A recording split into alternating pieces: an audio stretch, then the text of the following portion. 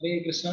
तो हमारे आज के सत्र में, संध्या सत्र में आप सबका स्वागत है। हम 2 मिनट कीर्तन करेंगे, उसके बाद हम लोग शुरू करते हैं, ठीक है। नमो विष्णुपदाय कृष्ण पृष्ठाय भूतले श्रीमते भक्ति वेदांत स्वामिनिति नाम।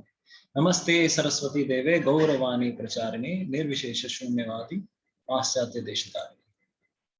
जय श्री कृष्ण चैतन्य प्रभु नित्यानंद श्री अद्वैत गदाधर शिवासति गौर भक्तवृंद। हरे कृष्णा कृष्णा कृष्णा हरे हरे, हरे राम राम राम हरे हरे। हरे कृष्णा कृष्णा कृष्णा हरे हरे, हरे राम राम राम हरे हरे।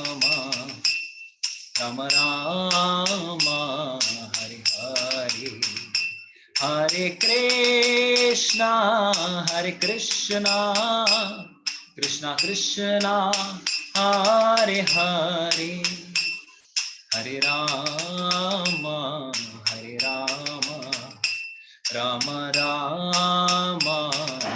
हरे।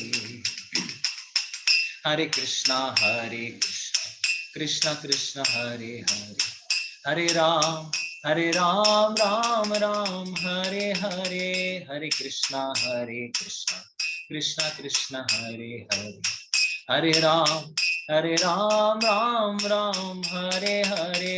हरे कृष्णा कृष्णा कृष्णा हरे हरे, हरे राम राम राम हरे हरे।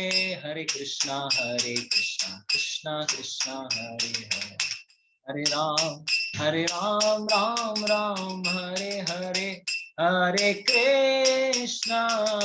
कृष्णा कृष्णा कृष्णा हरे हरे, हरे राम राम राम हरे हरे।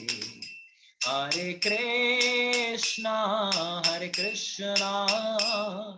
कृष्णा कृष्णा हरे हरे, हरे राम राम राम हरे हरे।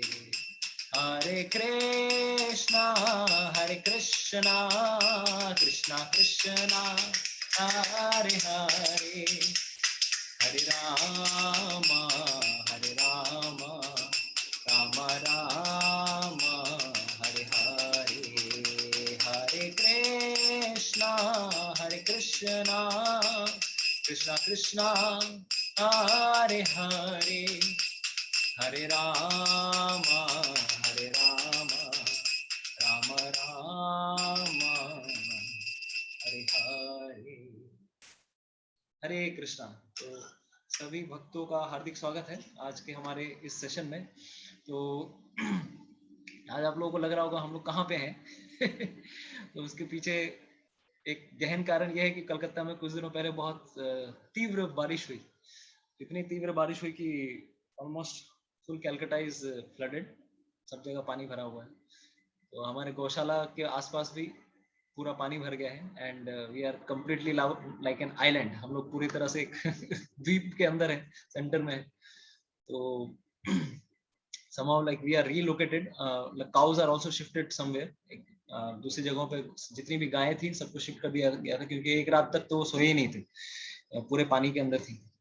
तो हमारे सब कुछ अभी हम लोग दूसरे किसी एक स्थान पर हैं, एक भक्त के घर पे हैं। तो Anand Gaur Sundarpur, his grace Anand Gaur Sundarpur, he is also here only.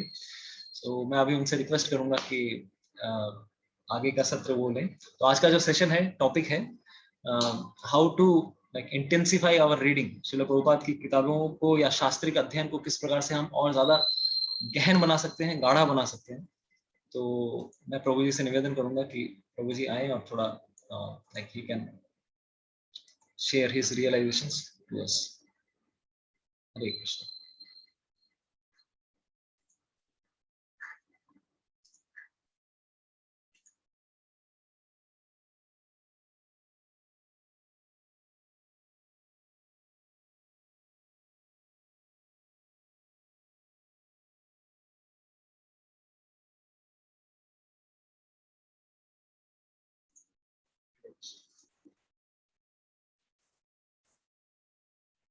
तो हम पहले प्रार्थना करते हैं। ओम अज्ञानतिमिरन्धस्य ज्ञानाञ्जनशलाकया चक्षुरुन्मिलितं येन तस्मै श्रीगुरुवे नमः। श्रीचैतन्यमनोभीष्टं स्थापितं येन भूतले स्वयं रूपदा मह्यं ददाति सपदान्तिकं। वन्देऽहं श्रीगुरोः श्रीयुतापदकमलं श्रीगुरून् वैष्णवांश्च। श्रीरूपं सागरजातां सहगना रघुनाथं तं सजीवं साद्वैतं सावधूतं परिजनसहितं कृष्णचैतन्यदेवं श्री राधा कृष्ण पादान सगना ललिता श्री विशाखामितांश नमा ओम विष्णुपादाय कृष्णप्रेष्ठाय भूतले श्रीमते भक्तिवेदांत स्वामी निति नामने नामस्ते सरस्वते देवे गौरवाणी प्रचारिणे निर्विशेष शून्यवादी पाश्चात्य देशतारिणे वाञ्छाकल्पतरुभ्यश्च कृपा सिन्धुभ्येव च पतितानां पावनेभ्यो वैष्णवेभ्यो नमो नमः। नमो महावदन्याय कृष्ण प्रेम प्रदायते कृष्णाय कृष्ण चैतन्य नाम्ने गौतस्य नमः। हे कृष्णा करुणा सिंधु दीनबंधु जगत्पते गोपिका गोपिका कांता राधा कांत नमस्ते। तप्त कांचन गौरांगी श्री राधे वृंदावनेश्वरी वृषभानुसुते देवी प्रणमामि हरिप्रिये लीलाचरण निवासाय नित्याय परमात्मने बलभद्र सुभद्राभ्यां जगन्नाथाय ते नमः। जय श्री कृष्ण चैतन्य प्रभु नित्यानंद श्री अद्वैत गदाधर शिवासादि गौर भक्तवृंद। हरे कृष्णा कृष्णा कृष्णा हरे हरे हरे राम राम राम हरे हरे। हरे कृष्ण।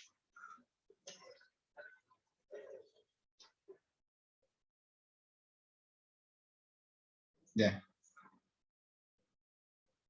तो हम लोग जो आज टॉपिक है how to intensify our reading Prabhupada books. तो कई बार इंटेंसिफाई करने से पहले हमको ये पता होना चाहिए कि उस चीज की इंपॉर्टेंस क्या है। क्योंकि कई बार जब हमको इंपॉर्टेंस नहीं पता होती है तो इंटेंसिफाई करने का मन ही नहीं करता है। तो इसलिए हम जिस चीज के बारे में कन्विंस होते हैं हम उस चीज के लिए हम लोग टाइम देते हैं।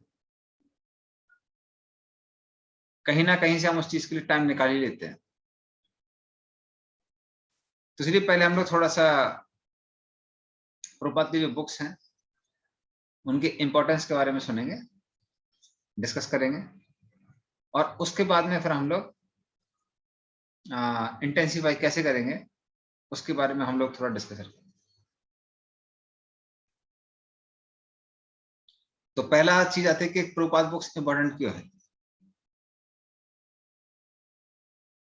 तो अलग अलग जो हमारे चीजें हैं वो अलग अलग वस्तुओं से प्यूरिफाई होती है। जैसे कि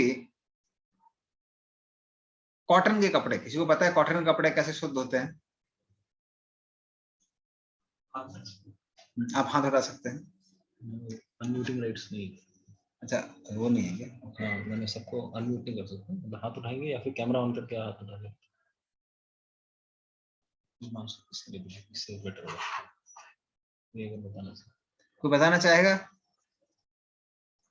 ये बहुत मुश्किल क्वेश्चन नहीं है। सेटिंग चेंज करो।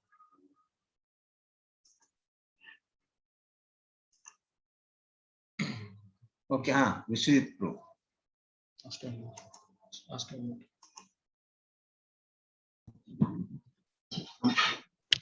हरे कृष्ण प्रणाम। कॉटन कपड़े कैसे प्यूरिफाई होते हैं? प्रभु जी कॉटन के कपड़े डिटर्जेंट से प्यूरिफाई होते हैं। हाँ पानी से और डिटर्जेंट से प्यूरिफाई होते हैं। अब दूसरा चीज मैं पूछता हूँ,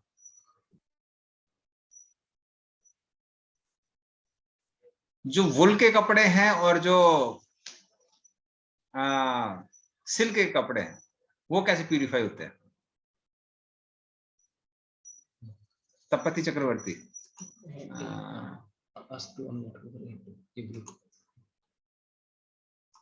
हरे कृष्ण। हेलो हरे कृष्ण प्रभु। गंगा पानी छिड़काने से। हाँ अन्य आप तो बहुत आध्यात्मिक है।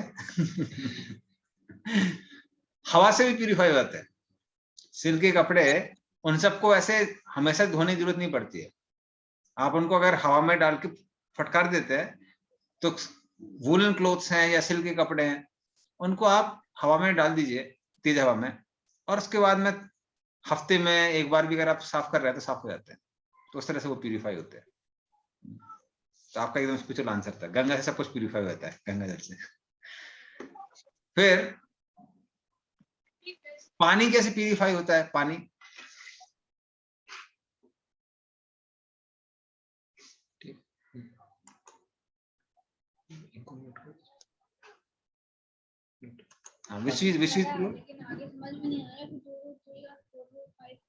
हरे कृष्ण प्रणाम प्रभु जी। पानी पानी को प्यूरिफाई करने के लिए हम डिफरेंट मोड यूज कर सकते हैं, जैसे हम रिवर्स ऑस्मोसिस प्रोसेस से प्यूरिफाई करते हैं, एक्वागार्ड से प्यूरिफाई करते हैं, फिटकरी से प्यूरिफाई करते हैं। There are several ways to purify it. तो ये अलग तरीके हैं, और खासकर जो तालाब वगैरह जलाशय में जो पानी होता है वो समय के साथ भी प्यूरिफाई हो जाता है। कैसे? जो सेडिमेंटेशन होता है तो उससे अपने आप ऊपर का जो पानी है वो साफ हो जाता है। इसी तरह तेल है, तेल भी कैसा होता है? अपने आप प्यूरिफाई होता है। तो इस तरह से हम लोग कह रहे हैं, ये एक सब्सटेंस की डिटेल में नहीं जा रहे हैं, वो हमारी क्लास नहीं है। तो इस तरह से अलग अलग चीजें अलग अलग सब्सटेंस से प्यूरिफाई होती है। ये भागवत में भी आता है एग्जाम्पल। उसी तरीके से जो हमारी इंद्रियां हैं, इंद्रियां पूरी प्यूरिफाई होती हैं जब हम उसको भगवान की सेवा में लगाते हैं। इसीलिए डीटी वर्शिप जो बहुत इंपॉर्टेंट है भक्तों के लिए। जब हम भगवान की सेवा करते हैं, भगवान के बर्तन धोते हैं, भगवान के कपड़े धोते हैं, तो उन सब से क्या होता है? इंद्रियां शुद्ध होती है हमारी, मन शुद्ध होता है हरे कृष्ण महामंत्र करने से। मनस तायदे इति मंत्र। तो उस तरह से मन शुद्ध होता है। और जो बुद्धि का शुद्धिकरण होता है, बुद्धि का शुद्धिकरण होता है शास्त्रों का अध्ययन करने से। अब बुद्धि के शुद्धिकरण का मतलब क्या है वो हम लोग थोड़ा समझने का प्रयास करेंगे। तो जनरली क्या होता है? जनरली एक हायरार्की है जो कृष्ण भगवान भगवद गीता में बताते हैं। इंद्रियाणि परामाहो इंद्रियभ्यो परमना मनस्ता परसस बुद्धिर यो बुद्धि परसस्तुसा। तो ये भगवान बताते हैं कि इंद्रियों से ऊपर मन है, मन से ऊपर बुद्धि है। और भगवान बोलते हैं हम जो आत्मा है वो बुद्धि से भी ऊपर है। लेकिन आत्मा अपने आप को मन इंद्रिय मान बैठता है, इसलिए फंस जाता है। तो कहने का मतलब क्या है? जनरली होता क्या है, होना क्या चाहिए? क्योंकि बुद्धि, आत्मा जो है वो बुद्धि से ऊपर है, तो आत्मा को बुद्धि के से डिसाइड करना चाहिए कि हमको क्या करना है क्या नहीं करना है। बुद्धि को किसको कंट्रोल करना चाहिए? मन को। किस चीज में मन लगाना है, किस चीज में मन नहीं लगाना है। और मन को कंट्रोल किसको करना चाहिए? इंद्रियों को कंट्रोल करना चाहिए। कि जो 10 इंद्रियां हैं हमारी, 10 इंद्रियां किसको पता है? कोई बताएगा 10 इंद्रियां कौन कौन सी हैं? 10 सेंसेस। आप लोग हाथ रेस कर सकते हैं।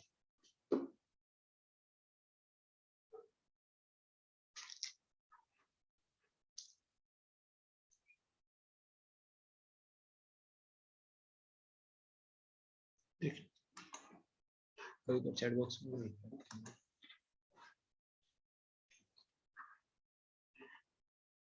सब लोग बहुत शर्मा रहे हैं। शर्माने की जरूरत नहीं है।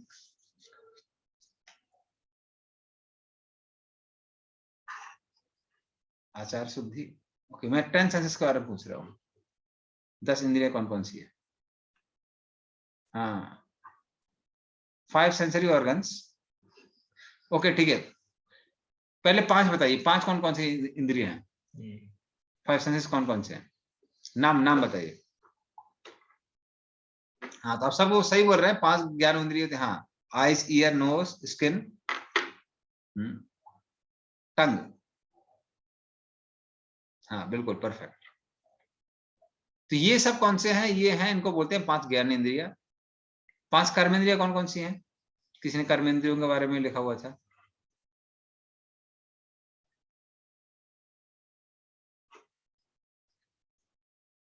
हाँ, किसी ने लिखा था कर्म इंद्रिया भी है। ये ज्ञान इंद्रिया आपने बताई है, कर्म इंद्रिया किसी ने लिखा था?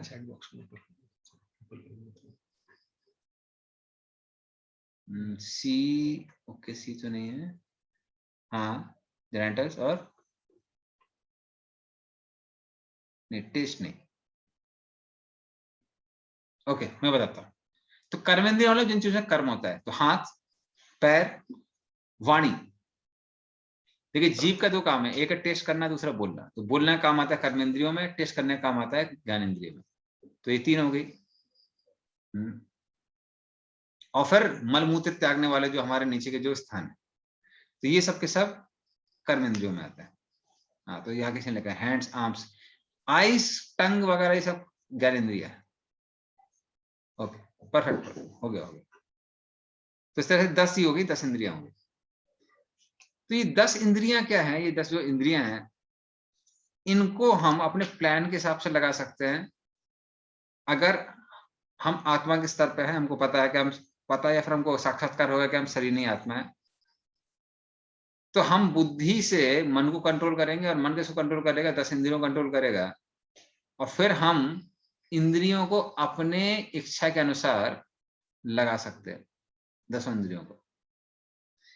लेकिन जब बुद्धि दूषित होती है तो क्या होता है, बुद्धि दूषित होने का मतलब क्या है, वो बुद्धि जो गुरु साधु शास्त्र, गुरु मतलब स्पिरिचुअल मास्टर, साधु मतलब जो सही साधु है, जो भगवान के बारे में बताते हैं, और शास्त्र, ये दोनों किसको रिपीट करते हैं, शास्त्रों को रिपीट करते हैं, भगवत गीता और भागवतम, इनको रिपीट करते हैं। तो इनके इंस्ट्रक्शंस के हिसाब से चलने की वजह है, जो बुद्धि हमको इंद्रिय तृप्ति में लगाती है, उसको दूषित इंद्रियां कहते हैं, दूषित बुद्धि कहते हैं। मतलब डिस्क्रिप्शन कैसा हो रहा है, क्या इंद्रिय तृप्ति के लिए अच्छा है क्या नहीं है, इससे मतलब नहीं है कि शास्त्रों के अनुसार वो है कि नहीं है। तो उस बुद्धि को क्या बोलते हैं, दूषित बुद्धि कहते हैं। तो दूषित बुद्धि क्या करती है, दूषित बुद्धि बहुत कमजोर होती है। दूषित बुद्धि किसको फॉलो करती है, मन को फॉलो करती है। मन किसको फॉलो करता है, इंद्रियों को। मतलब अगर कोई मंदिर जा रहा है और रास्ते में कोई रेस्टोरेंट दिख जाता है, तो जीभ क्या बोलेगी, अरे ये तुम्हारा फेवरेट जगह है, खाने में बड़ा मजा आया था लास्ट टाइम, तो यहीं चले जाते हैं। तो जाना था मंदिर और चले जाते हैं होटल। तो उस तरह से क्या होता है, इंद्रियां मन को, बुद्धि को और साथ में आत्मा को, सबको लेकर कहां चली जाती है, होटल की ओर चली जाती है। तो ये सब किसके कारण है, इसको बोलते हैं दूषित बुद्धि। तो ये बुद्धि प्यूरिफाई कैसे होती है, ये बुद्धि प्यूरिफाई होती है जब हम उस बुद्धि से डिस्क्रिप्शन किसके अनुसार करते हैं, गुरु साधु और शास्त्रों के अनुसार डिस्क्रिमिनेशन करते हैं। कि शास्त्रों में लिखा है क्या करना चाहिए क्या नहीं करना चाहिए, क्या खाना चाहिए क्या नहीं खाना चाहिए, कब उठना चाहिए कब नहीं उठना चाहिए, कब सोना चाहिए कब नहीं सोना चाहिए, क्या सोचना चाहिए क्या नहीं सोचना चाहिए, किसके साथ कैसा व्यवहार करना चाहिए। तो ये सारी की सारी चीजें हैं, इनके अनुसार जब बुद्धि चलती है तब उसको शुद्ध बुद्धि कहते हैं। तो अभी ये शुद्ध बुद्धि कैसे होगी, तो ये बुद्धि शुद्ध होती है जब हम शास्त्रों का अध्ययन करते हैं। उससे हमको पता चलता है क्या सही है क्या गलत है, क्या करना चाहिए क्या नहीं करना चाहिए। वरना जनरली बाहर के लोगों को पता ही नहीं कि क्या करना चाहिए क्या नहीं करना चाहिए। बल्कि आपने बहुत सारे, अभी तो व्हाट्सएप में वीडियो आते रहते हैं, कई बार आपने लोगों को देखा होगा, लोगों को शास्त्रों के बारे में कुछ भी पता नहीं है। ज्यादातर लोगों को तो अगर आप देखेंगे, लोग बोलते हैं कि हम हिंदू है, लेकिन कई बार उनको गीता और भागवतम में अंतर पता नहीं है। उनको बोले भगवत गीता और भागवतम में क्या अंतर है, बोले स्वामी जी सब तो एक ही है। तो इस तरह से लोगों को उसमें अंतर समझ में नहीं आता है। तो इसीलिए शुद्ध बुद्धि होने की बात ही दूर है। और बल्कि जो हमारे स्कूलों में ट्रेनिंग मिलती है, वो बचपन से ट्रेनिंग क्या मिलती है कि जम के एंजॉय करो लाइफ, शास्त्रों से कुछ लेना देना नहीं है।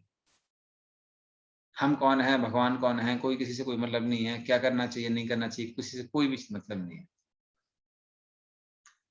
इसीलिए बुद्धि को अगर शुद्ध करना है तो शास्त्रों का अध्ययन करना चाहिए।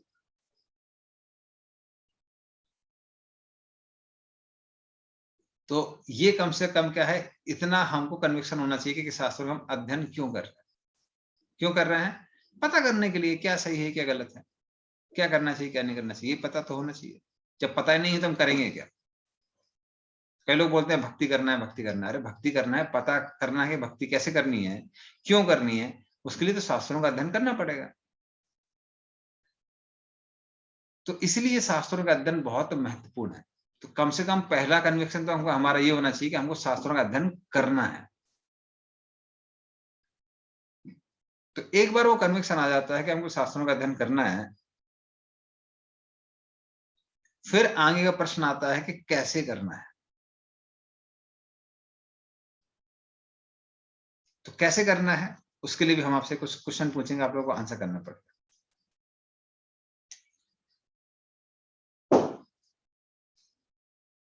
अभी कॉमिक्स में और या नॉर्मल स्टोरी बुक में और जब हम स्कूल बुक्स पढ़ते हैं, उन दोनों में अंतर क्या है, दोनों की पढ़ाई में अंतर क्या है, कोई बताएगा? हाथ उठा सकते हैं आप लोग, मैं अनम्यूट करूंगा। सर मिस्टर, एक मिनट।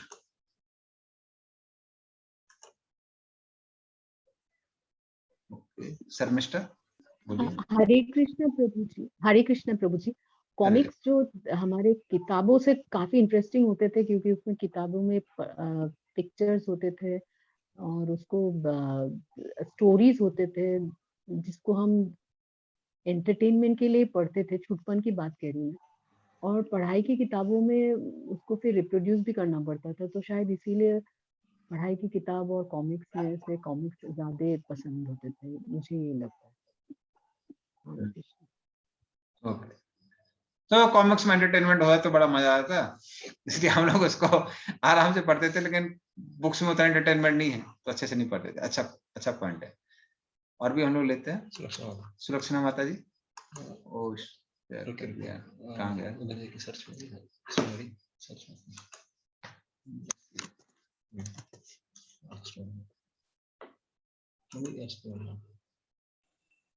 हाँ Hare सर। Krishna Prabhuji. हाँ Yeah. The amount of knowledge, quantity of knowledge, comics is very plain. It is easy for everyone to understand. But books, you need a proper teacher to make you also properly understand. So it's not that easy. So basically, it is in say a small form is comics, only a part, but in books it is dealt with great depth. Perfect. तो books में हम लोग काफी depth में जाते हैं किसी चीज के बारे में, और कॉमिक्स में उतना डेप्थ में जाने की जरूरत नहीं है। ओके, सोहिनी आप बताएंगे।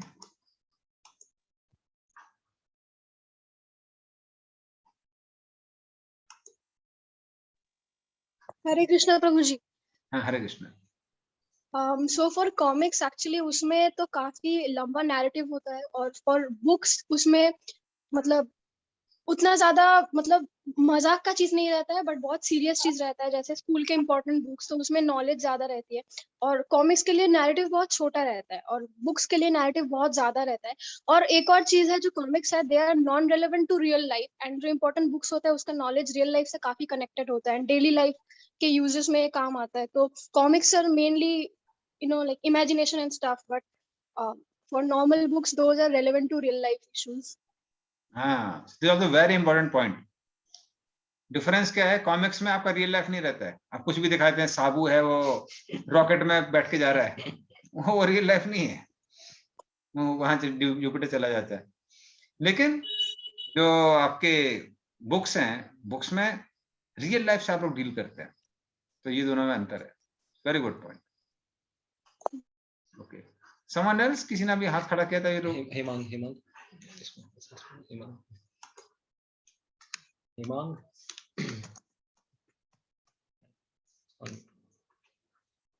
हेमांग, आप कुछ बोलना चाहते हैं? हाँ, हरे कृष्ण प्रभु जी, दंडवत प्रणाम। मैं जो बोलना चाहता था ना, वो माता जी प्रभु जी ने ही बोल दिया। ओके ओके, चलिए ठीक है। तो चैट बॉक्स में भी कुछ आया है कि स्टोरी बुक्स में पिक्चर्स नहीं होती हैं, एग्जाम नहीं देना होता है तो प्रेशर नहीं होता है, लेकिन जो हमारी कॉलेज की बुक्स है उसमें प्रेशर होता है। तो दोनों को क्लियर डिफरेंस मालूम है। एक तो डिफरेंस बहुत अच्छा बताया कि रियल लाइफ का डिफरेंस और इमेजिनेशन का डिफरेंस। तो प्रभुपाद बुक्स में को हम जब पढ़ते हैं तो आप कैसे पढ़ रहे हैं, कॉमिक्स बुक की तरह पढ़ रहे हैं या कॉलेज बुक्स की तरह पढ़ रहे हैं, ये डिफरेंस है दोनों में। अगर आप उसको कॉमिक्स बुक की तरह पढ़ रहे हैं तो आप एफर्ट नहीं लेंगे, एंग्जाइटी नहीं लेंगे उसको पढ़ने के लिए। लेकिन मेन चीज कैसे है, जैसे कि कॉलेज बुक्स में जो इंफॉर्मेशन दी है वो रियल लाइफ से रिलेटेड है, उसी तरह से जो स्क्रिप्चर्स में दी है बुक्स वो भी रियल लाइफ से रिलेटेड है। बल्कि आपकी कॉलेज बुक्स की जो इंफॉर्मेशन है वो गलत हो सकती है। कभी हमारे अलग एडिशन आते रहते हैं, first edition, second edition, third edition, लेकिन स्क्रिप्चर के कभी दूसरे एडिशन नहीं आते हैं। उसे प्रूफ क्या होता है? उसे प्रूफ ये होता है कि स्क्रिप्चर की जो नॉलेज है वो एब्सोल्यूट है, वो गलत नहीं हो सकती है, क्योंकि वो किसने दी है? वो भगवान ने स्वयं दी हुई है। और इसका सीधा सीधा लेना देना हमारी जिंदगी से। इसलिए प्रभुपाद एक बार एक डिसाइपल से पूछ रहे थे, when will you start studying my books? आप मेरी किताबों का अध्ययन करना कब चालू करेंगे? तो डिसाइपल बोला कि Prabhupada I am already reading your books. तो बोलने लगा नहीं नहीं प्रभुपाद मैं आपकी बुक्स ऑलरेडी पढ़ रहा हूं। प्रभुपाद बोले no, I am asking not reading, I am asking when will you start studying my books? तो मैं सिर्फ पढ़ने के लिए नहीं बोल रहा हूं, मैं ये बोल रहा हूं कि आप मेरी किताबों का अध्ययन करना कब चालू करेंगे? अध्ययन करने का मतलब क्या होता है? बुद्धि का इस्तेमाल करना। तो इसीलिए क्या होता है, कई बार ऑफ कोर्स बहुत सारे लोग तो पढ़ते ही नहीं है, नहीं पढ़ने से अच्छा पढ़ लीजिए, लेकिन कई बार कुछ लोग पढ़ते भी हैं तो उनके साथ क्या होता है, उनको लगने लगता है कि अरे प्रभुपाद चीजों को रिपीट कर रहे हैं, वही सेम चीजें हैं, तो फिर उसको ज्यादा पढ़ते नहीं है ठीक से। लेकिन सेम चीज जब उसमें आती है कॉलेज बुक्स के बारे में या स्कूल बुक्स के बारे में, हम इसको बड़े ध्यान से पढ़ते हैं, क्योंकि हमको क्या लगता है ये सारी की सारी जो चीजें हैं, ये सारी चीजें बहुत इंपॉर्टेंट है। क्योंकि नहीं पढ़ेंगे तो फिर एग्जाम पास नहीं करेंगे, एग्जाम पास नहीं करेंगे तो पैसा कैसे कमाएंगे? इसलिए हमको लगता है वो सारी चीजें इंपॉर्टेंट है। पर उन सब चीजों से ज्यादा इंपॉर्टेंट क्या है? आत्मकल्याण। आत्मकल्याण कैसे होने वाला है? वो होने वाला है जब हम इन चीजों का गहराई से अध्ययन करें। तो इसलिए जैसे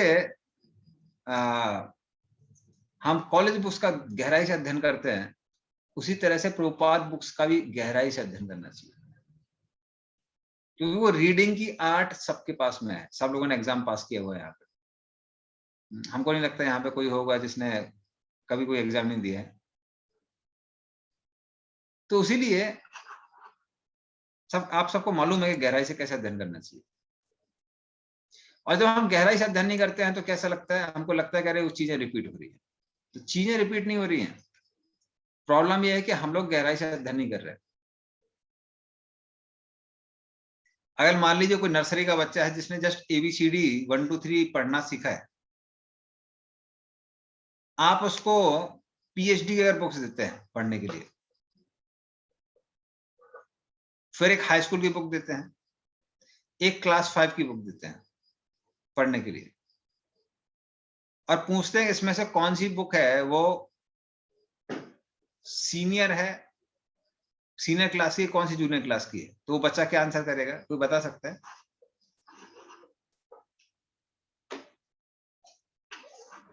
ओके, हिमांशु। वो बच्चा तो समझ में नहीं पाएगा कि कौन सा सीनियर है, उसको तो पता नहीं ना, वो नर्सरी का है, नर्सरी का बुक पहचान पाएगा। हाँ, तो वो पहचान नहीं पाएगा। और मान लीजिए अगर उसको पहचान भी गया तो उसको क्या समझ में आएगा? उसको क्या लगेगा?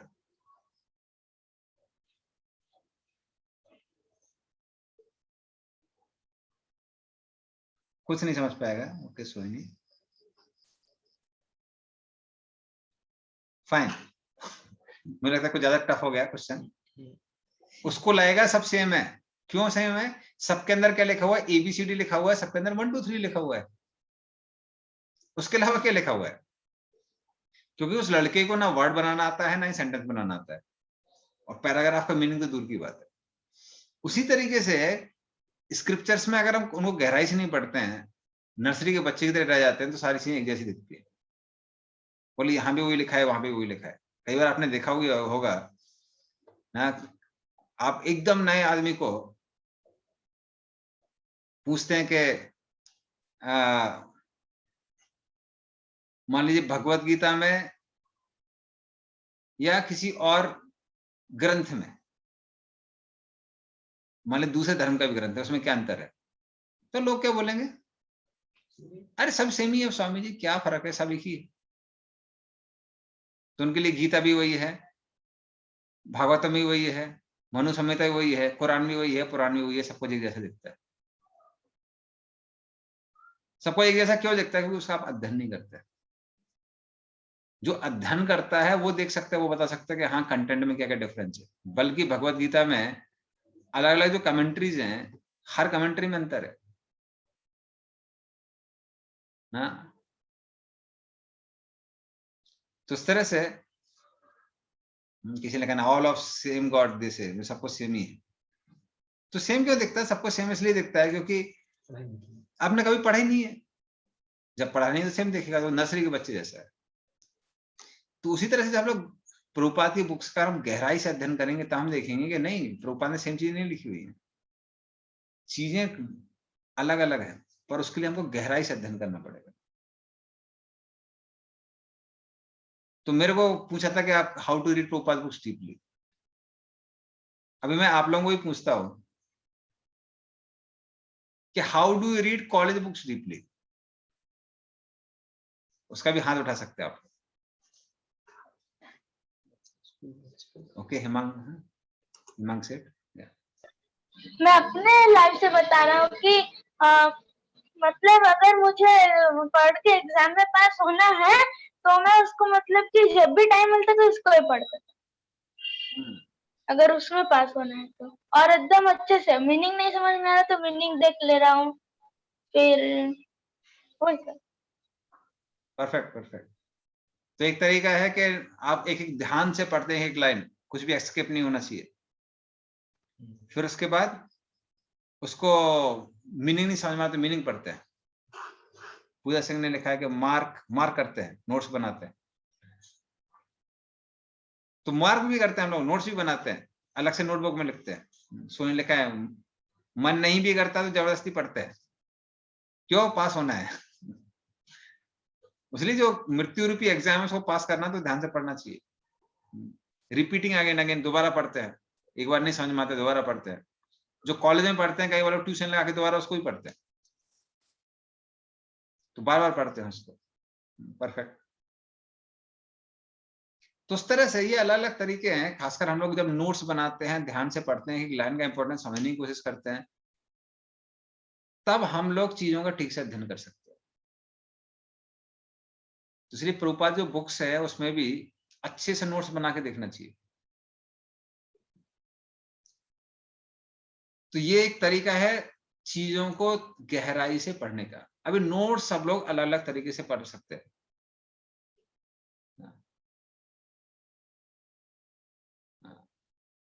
या स्नेहा ने लिखा है कि scripture don't just teach us philosophical understanding for spiritual development, but also teaches us how to live life according to moral principles and ethical principles. तो ये लाइफ है, क्योंकि देखिए जो हम लोग कॉलेज में पढ़ते हैं वो जनरली चीजों को इंप्रूव करने के लिए है, और जनरली बहुत सारे लोग सिर्फ पैसा कमाने के लिए पढ़ते हैं, लेकिन वो लाइफ में काफी नहीं है। वो आप सब लोगों को पता है, खासकर जो लोग थोड़े सीनियर हो जाते हैं उनको समझ में आता है। How to make relationships, how to deal with mind, how to deal with the people around, what is goal of your life। तो ये सारी चीजें बहुत इंपॉर्टेंट हैं जो स्क्रिप्चर्स में दी होती हैं। ये हम लोगों को कॉलेज की, स्कूल की बुक्स में नहीं मिलती है।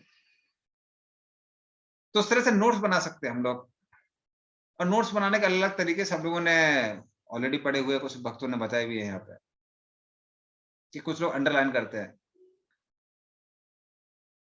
फिर दूसरा, आप उसमें सीक्वेंशियल डेवलपमेंट देख सकते हैं। प्रभुपाद की जो भी बुक्स हैं उसमें एक सीक्वेंशियल डेवलपमेंट होता है। तो आप ये नहीं देखेंगे प्रभुपाद बुक्स पॉइंट वाइज लिखी हुई हैं, बट हम लोग क्या कर सकते हैं, उसको जब लोग नोट्स बनाते हैं हम कनेक्शन देख सकते हैं। इवन प्रभुपाद जो बुक्स लिखते हैं उसमें चैप्टर्स के बीच में भी कनेक्शन होता है। वो धीरे धीरे चीजों को कंक्लूजन में लेके आते हैं। सेम चीज आप देखेंगे पैराग्राफ्स में भी कनेक्शन होता है। तो इन कनेक्शंस को अगर हम समझेंगे तब हमको रियल मीनिंग समझ में आएगी। हाँ। तो ये एक अच्छा तरीका है चीजों को गहराई से पढ़ने का। तो मैंने भी जो भी बुक्स पढ़ी है, गीता, भागवतम, चैतन्य चेतामृत, सब में नोट्स बनाए हुए हैं। तो नोट्स बनाने से क्या होता है, स्क्रिप्चर्स बहुत डिटेल में समझ में आते हैं। और नोट्स बनाने की आर्ट सबको पता है क्योंकि पढ़ाई सबने की हुई है। तो दूसरा चीज कैसा है ठीक से पढ़ने का,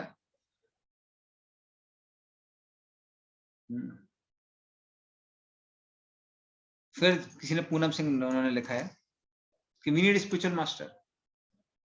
तो गाइडेंस में पढ़ने से, तो जैसे आपकी यहाँ पे जो क्लासेस होती है तो शायद भगवद गीता चल रही है, सबकी भगवद गीता चल रही है, तो पहले से उसको पढ़ के आइए, गहराई से पढ़िए। फिर आप जब यहाँ पे लेक्चर सुनते हैं तो जो नहीं समझ में आ रहा है उसको क्वेश्चन पूछना चाहिए, डिस्कशन करना चाहिए। तो डिस्कस करने से भी चीजें क्लियर होती है। जब हम सुन रहे हैं दूसरे से, हम जब जो डिस्कस करते हैं तो चीजें कैसी होती हैं और ज्यादा क्लियर होती हैं। जैसे जो लोग जप करते हैं डेली, खैर सभी लोग कुछ ना कुछ माला जप करते हैं, कई लोग तो 16 माला भी करते हैं। आपके ऑब्जर्वेशन के हिसाब से आपने रात को जो डिस्कशन किया हुआ है, किस किस का एक्सपीरियंस है कि वो सुबह सुबह आता है?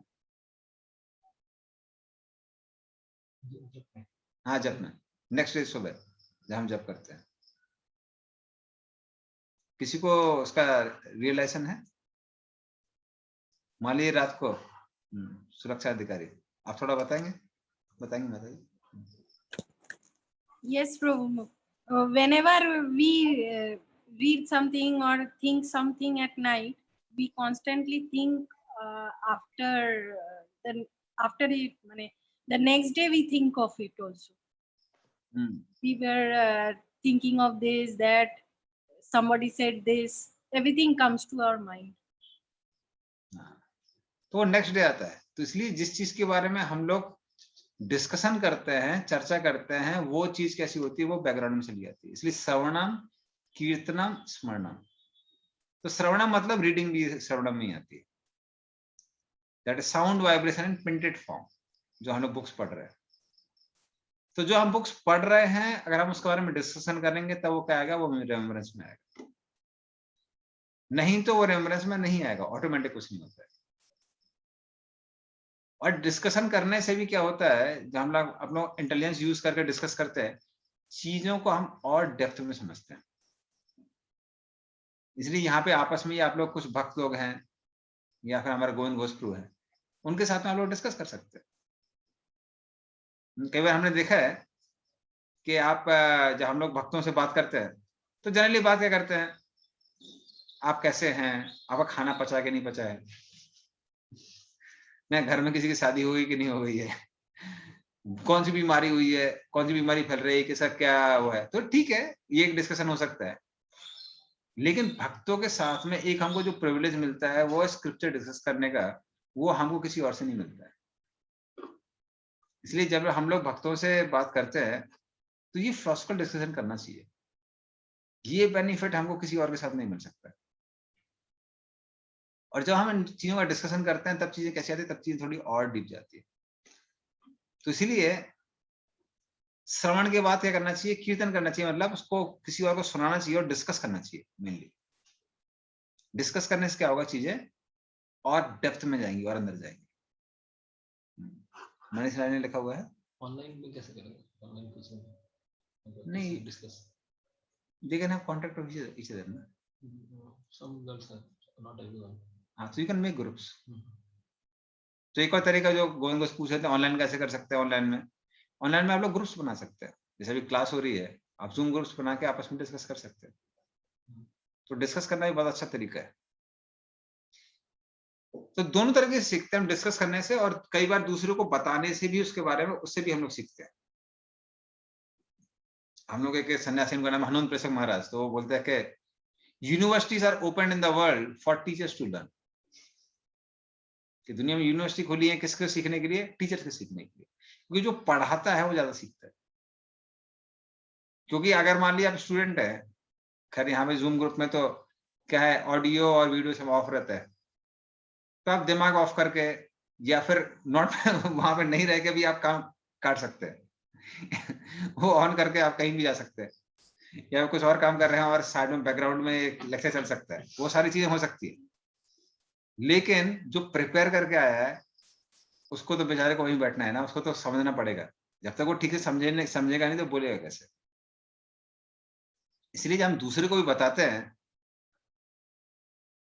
तो भी हम लोग क्या करते हैं, उससे सीखते हैं। तो वो भी तरीका क्या है समझने का। तो मैंने बताया तो गहराई से पढ़ना, नोट्स बनाना। दूसरा चीज मैंने बताया कि आपस में डिस्कस करना। तीसरा, दूसरे को समझाना। Teachers learn most how to explain. Absolutely true. Teachers learn most how to explain. Okay, question है, क्योंकि टीचर्स क्या है, जब भी कुछ लर्न करता है, अगर किसी को सिखाना तो खुद को सीखना पड़ता है, तभी हम सिखा सकते हैं। इसलिए हम लोग जो भी चीज बोलते हैं उसके लिए हम लोग अच्छे से प्रिपेयर करते हैं। दूसरा बात क्या होता है, किसी भी क्लास में जो सबसे ज्यादा अवेयर पर्सन रहता है वो है टीचर, क्योंकि उसका जो कान है वो मुंह के सबसे पास में है और उसको अटेंटिव भी बहुत रहना पड़ता है। क्योंकि वो अगर अटेंटिव नहीं रहेगा तो बोलेगा कैसे, एक्सप्लेन कैसे करेगा? तो इसलिए टीचर्स लर्न द मोस्ट। तो आप लोग जिन लोगों के बच्चे हैं या फिर किसी के बच्चे हैं, आप तो आपके फ्रेंड्स होंगे, तो जो आपने सीखा है आप उसको सिखाइए दूसरे को बोलिए। बहन है, बहन भाई भाई है, बहन को, भाई बहन को सिखा सकते हैं, बहन भाई को सिखा सकते हैं, फ्रेंड्स को सिखा सकते हैं। तो इस तरह से दूसरे से डिस्कस करना चाहिए। तो ये तीसरा पॉइंट मैंने बताया। चौथा तरीका क्या है, चौथा जो इंपॉर्टेंट चीज है,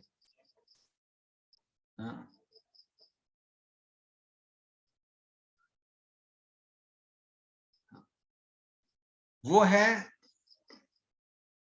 निधि ध्यासनम, श्रवणम कीर्तनम निधि ध्यासनम। निधि ध्यासन का मतलब है कंटेम्पलेशन। तो जब भी हम कोई भी प्रभुपाद की बुक्स पढ़ते हैं तो थोड़ा सा हमको उसको कंटेम्पलेट करके देखना चाहिए कि हम उसको अपने लाइफ में कैसे उतार सकते, उसके ऊपर थोड़ा सा मेडिटेट करना चाहिए।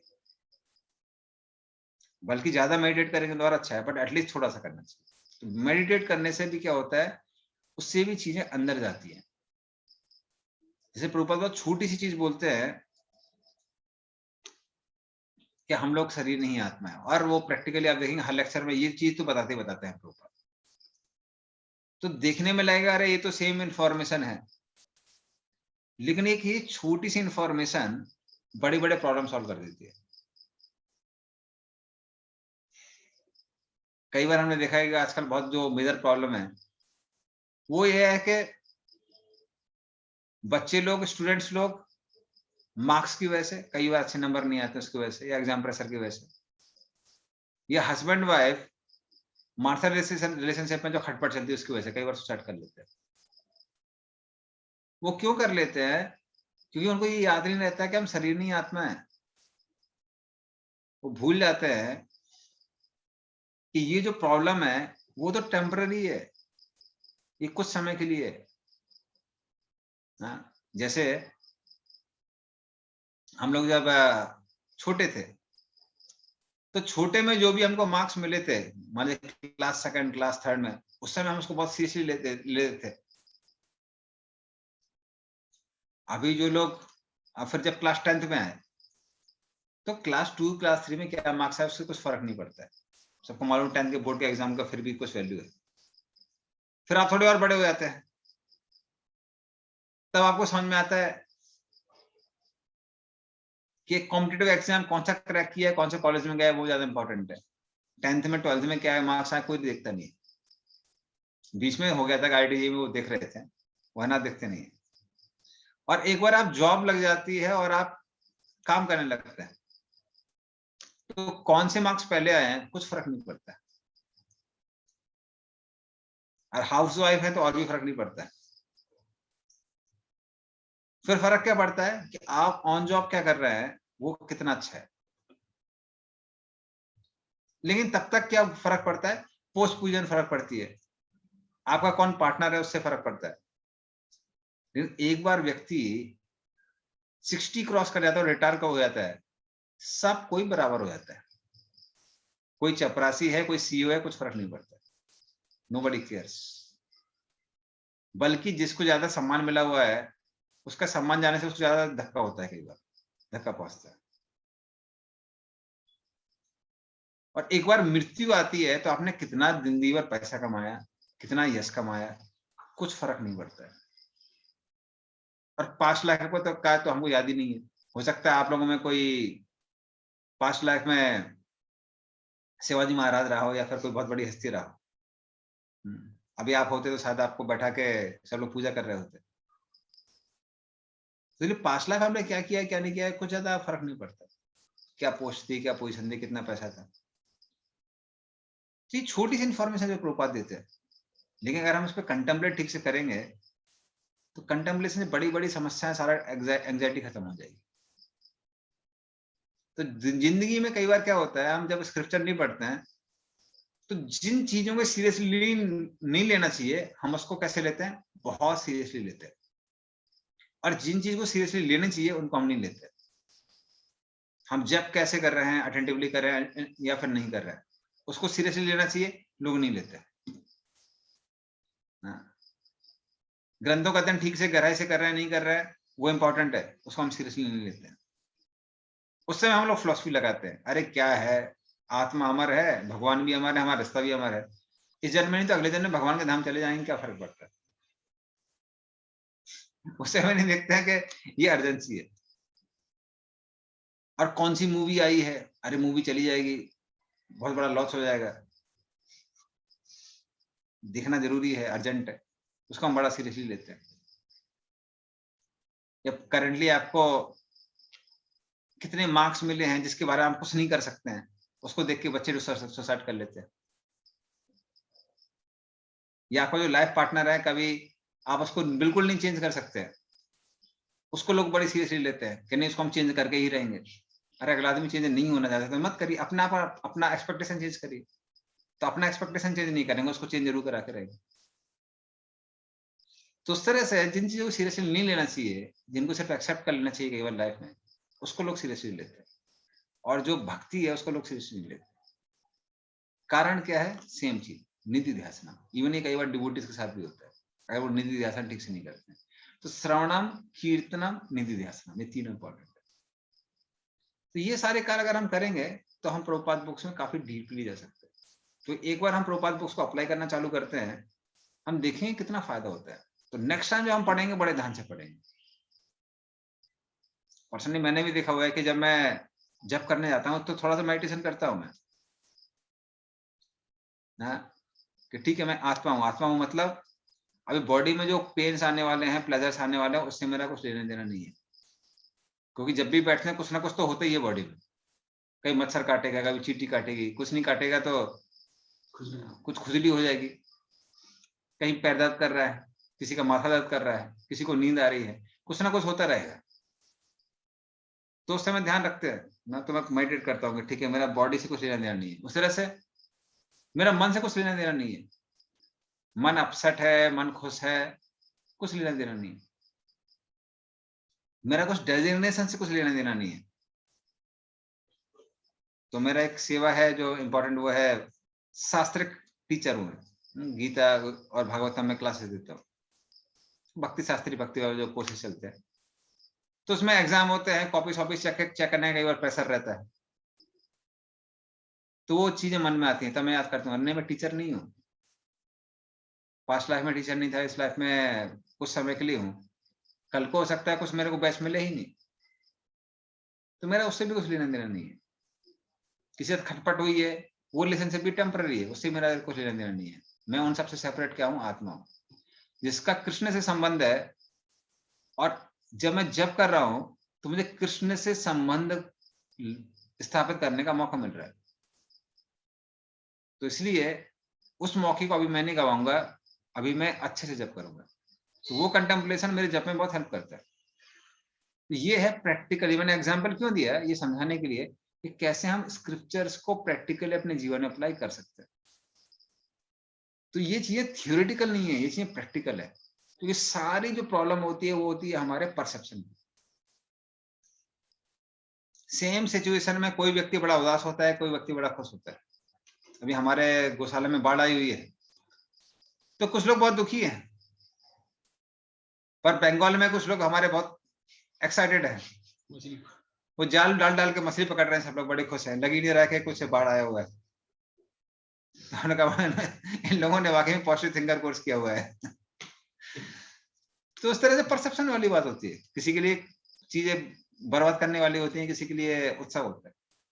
तो सारी ये परसेप्शन है, और ये सारे परसेप्शन से ऊपर अगर हमको उठना है तो हमको रियल परसेप्शन होना चाहिए। वो किसका, वो आत्मा के स्तर। वो सारे के सारी जो चीजें हैं वो हम कहाँ से सीखते हैं, वो हम स्क्रिप्चर से सीखते हैं। तो ये सब के साथ नहीं जा सकते। तो अगर मैं समराइज करूंगा तो मैंने क्या क्या बताया, पहला उसको कॉमिक्स बुक की तरह नहीं पढ़िए, कॉलेज बुक्स की तरह पढ़िए, उसके लिए नोट्स बनाइए अच्छे से। सेकंड चीज मैंने बोली कि आप लोग डिस्कस करिए आपस में, खासकर जो कुछ भक्त लोग हैं, या फिर प्रभु जी से भी आप डिस्कस कर सकते हैं। माता जी इसका रीडिंग ग्रुप है। अच्छा, माता जी लोगों का तो रीडिंग ग्रुप भी है, गोविंद घोष बता रहे हैं। अगर किसी को पता नहीं तो ऐड हो सकते हैं उसमें। किसी को पता नहीं है तो ऐड कर सकते हैं, तो उनका ग्रुप चल रहा है, तो उसमें आप लोग इंक्लूड हो सकते हैं। तो सेकंड ये डिस्कशन। तीसरा मैंने बताया था कि दूसरों को बताइए, टीचिंग से क्या होता है, हम लोग सीखते हैं। तो ये तीसरा चीज हो गया। चौथा चीज जो मैंने बताया वो है कंटेम्पलेशन। जो भी सीखा है उसको कंटेम्पलेट करिए, उसको देखिए कि हम जीवन में उसको कैसे अपना सकते हैं, उसके अनुसार चीजों को देखने का प्रयास करिए। उसका मैं एक और उदाहरण देता हूं, उससे और थोड़ा क्लियर होगा। जैसे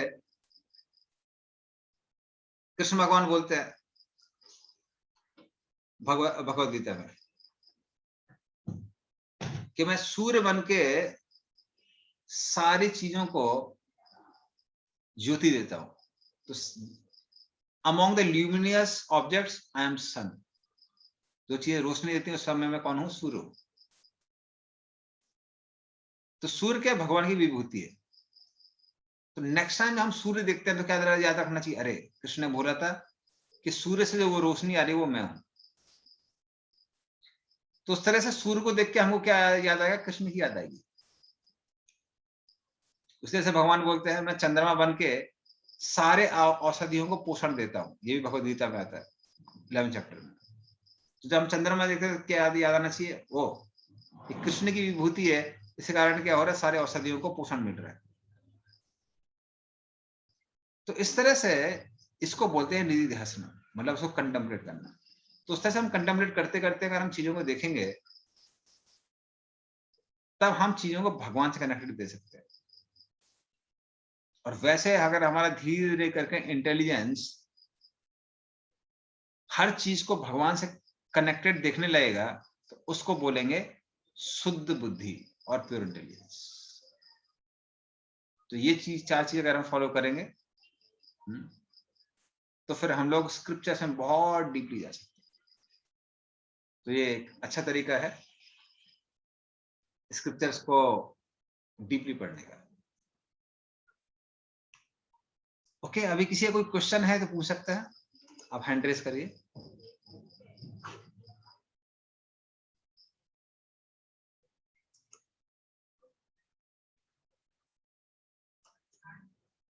और नहीं है तो फिर हम लोग एंड करते हैं क्लास।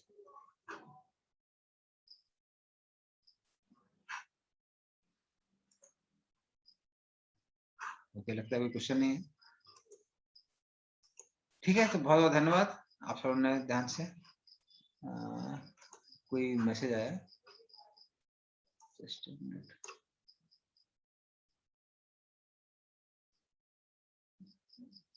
ओके, किसी ने क्वेश्चन पूछा है, जिनके जीवन में भक्ति नहीं होती उनका अंत समय कैसा होता है? उनका वही है जो आप लोग, जो भगवान बोलते हैं भगवद गीता में, यम यम वापि स्मरण भावम तदन्त्यंत कलेवरम तत्तम एवेति कौन्तेय सदा तत् भाव भाविता। जिस भाव से आप जीवन भावित रहे हैं, अंत काल में वही चीज आती है मन में मरते समय, और जो मन में आता है उसी गति को हम लोग प्राप्त करते हैं। इसलिए स्क्रिप्चर ठीक से पढ़ना चाहिए। ओके मनीष, सोनिया था हाउ टू फॉलो शिल Prabhupada books reading order. Okay, reading order कैसा है? रीडिंग ऑर्डर जनरली कैसा रहना चाहिए? जो मैंने पर्सनली फॉलो किया और मुझे बहुत फायदा मिला वो ये है कि पहले स्मॉल बुक्स प्रभुपाद की, on the way to Krishna, maths script, ये सब। हो सकता है आप रीडिंग सर्कल में उसको नहीं फॉलो कर रहे हो, मैं पर्सनली फॉलो कर सकते हो। तो सिर्फ छोटी छोटी बुक्स हैं प्रभुपाद की, maths gift, on the way to Krishna, फिर coming back, elevation to Krishna consciousness. तो ऐसी छोटी छोटी बुक्स उनको पढ़िए, ज्यादा समय नहीं लगेगा। उसके बाद आप प्रभुपाद की मीडियम बुक्स पढ़ सकते हैं, science of self realization, journey of self discovery, teachings of queen Kunti, teachings of lord Kapila, और एंड में टीचिंग्स ऑफ लॉर्ड चैतन्य। तो ये ऑर्डर फॉलो कर सकते हैं मीडियम बुक्स का। उसके बाद में आपका ये मीडियम बुक्स हो जाए, फिर उसके बाद आप वो पढ़ सकते हैं nectar of devotion, part 1, part 2, 3 नहीं, पार्ट 1 वो हो जाता है। उसके बाद आप भगवद गीता पढ़िए। भगवद गीता के बाद में आप भागवतम पढ़ सकते हैं। भागवतम के बाद में आप चैतन्य चरितामृत पढ़ सकते हैं, और चैतन्य चरितामृत के बाद में nectar of devotion part 2, 3, part 1 के आगे जो भी है उसको आप पढ़ सकते हैं।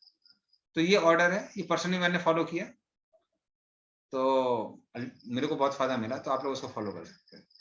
तो अच्छा है, इससे भी ग्रेजुअल डेवलपमेंट होता है अंडरस्टैंडिंग का। तो धीरे धीरे जब हम लोग जब छोटी प्रभुपाद की बुक्स पढ़ते हैं तो बड़ी बुक्स और भी अच्छे से समझ में आती है।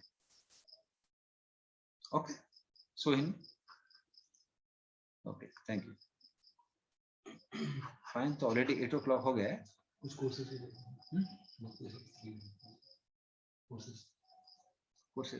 बाद में ठीक है, तो हम लोग एंड करेंगे। प्रश्न? हाँ प्रश्न हो गया, प्रश्न पूछ रहे थे हो गया। हरे कृष्णा, शिल प्रभुपाद की जय। हरे कृष्णा। तो हम सब बहुत आभारी हैं प्रभु जी का। We are very grateful to Prabhu ji for sharing his valuable time with us. तो हम लोग क्लास के बाद में जो प्रभुपाद की जो बुक रीडिंग की जो ऑर्डर है वो हम आप लोगों के साथ शेयर कर देंगे, and then next Sunday we will have usual class, and I am thankful to Prabhu ji also for giving his valuable time with us. Thank you Prabhu ji. Hare Krishna. Hare Krishna, शिल प्रभुपाद की जय। अंकल, इसके आनंद गौर सुंदर प्रभु की जय। शिल प्रभुपाद की हरे। Thank you.